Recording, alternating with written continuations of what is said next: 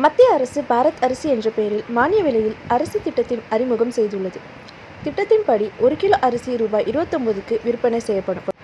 பாரத் அரிசி விற்பனை இன்று முதல் நடைமுறைக்கு வர உள்ளது. மத்திய அரசு ஏற்கனவே பாரத் ஆட்டா கோதுமை மாவு கிலோ ரூபாய் 27.50 பாரத் தால் பருப்பு வகைகள் ரூபாய் 60 என மானிய விலையில் விற்பனை செய்து வருகிறது. இந்நிலையில் கடந்த ஓராண்டில் இந்தியாவில் அரிசியின் விலை கடுமையாக உயர்ந்துள்ளது.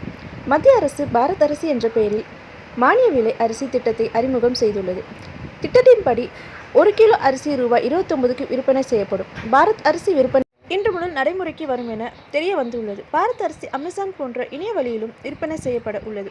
அரிசி பதுக்கலை தடுக்கும் நடவடிக்கைகளை மத்திய அரசு தீவிரப்படுத்தியுள்ளது.